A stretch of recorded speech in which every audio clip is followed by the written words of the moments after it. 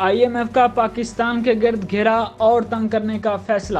IMF نے منگل کو شروع ہونے والے اجلاس میں پاکستان کے ساتھ اپنے مذاکرات میں مالیاتی نظم و ضبط کی سختی سے پابندی پر اصرار کیا، کیونکہ دونوں فریقوں نے مہینوں سے تعطل کا شکار قرض کی سہولت کی بحالی کے لیے تکنیکی سطح پر بات چیت شروع کی۔ IMF کے نظرثانی مشن کے سربراہ نیتھن پورٹر نے اجلاس میں حکومت پاکستان کے نمائندے وزیر خزانہ اسحاق ڈار کو بجٹ خسارے کی نشاندہی کی اور IMF کے قرضے لینے کی شرائط پر سختی سے عمل درآمد کرنے پر زور دیا۔ معاشی ماہرین نے موجودہ تکنیکی سطح کی بات چیت کو مشکل ترین قرار دیتے ہوئے کہا ہے کہ فنڈ نے قرض کی سہولت کی بحالی کے لیے مقرر کردہ شرائط میں کوئی نرمی دینے سے انکار کر دیا ہے۔ پاکستان ایک بڑے معاشی بحران کی لپیٹ میں ہے۔ روپے کی گرتی ہوئی قیمت، مہنگائی میں اضافہ اور توانائی کی کمی۔ وزیراعظم شہباز شریف کی حکومت عام انتخابات سے قبل رد عمل کے خوف سے IMF کے مطالبے کے مطابق ٹیکسوں میں اضافے اور سبسڈی میں کمی کے خلاف مزاحمت کر رہی ہے۔ حکومت نے امریکی ڈالر کی بڑھتی ہوئی بلیک مارکیٹ پر لگام لگانے کے لیے روپے پر کنٹرول ڈھیلا کر دیا۔ یہ ایک ایسا قدم ہے جس کی وجہ سے کرنسی ریکارڈ کم ترین سطح پر گر گئی۔ پیٹرولیم مصنوعات کی قیمتوں میں اچانک اضافہ بھی IMF کی شرائط کا نتیجہ ہے۔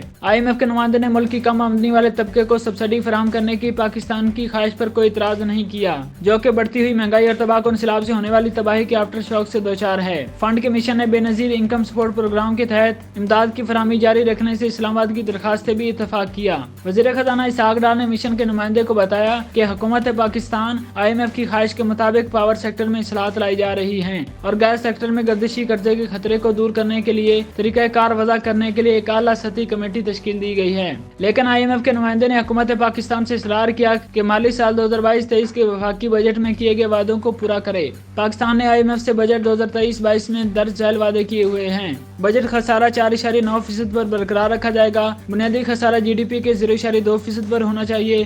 ایکسپورٹ سیکٹر کے لیے 1100 ارب روپے کی سبسڈی کی چھوٹ ختم کی جائے۔ FBR کا 7,470 ارب روپے کا ٹیکس وصول کا ہدف پورا کیا جائے۔ گردشی قرضے میں خاطرخواہ کمی کی جائے۔ پیٹرولیم لیوی سے 855 ارب روپے وصولی کا ہدف پورا کیا جائے۔ سرکاری اداروں کی کارکردگی کو بہتر بنایا جائے۔ نجکاری پروگرام پر عمل کیا جائے۔ وزیر خزانہ اسحاق ڈار نے IMF کے نمائندے کو یقین دلایا ہے کہ پاکستان IMF سے کی ہوئی تمام شرائط پوری کرے گا، لیکن اس کے لیے حکومت پاکستان کو مزید کچھ وقت درکار ہوگا۔ IMF مشن کے سربراہ نے اس اعتماد کا اظہار کیا کہ پاکستان حکومت نویں جائزے کی تکمیل کے لیے IMF کی ضروریات کو پورا کرے گی اور امید ظاہر کی کہ پاکستان مختلف شعبوں میں اصلاحات پر اپنی پیش رفت جاری رکھے گا اور IMF پروگرام کو مؤثر طریقے سے وقت کے اندر مکمل کرے گا۔ انہوں نے کہا کہ IMF اور پاکستان مالیاتی اصلاحات پر مل کر کام کریں گے۔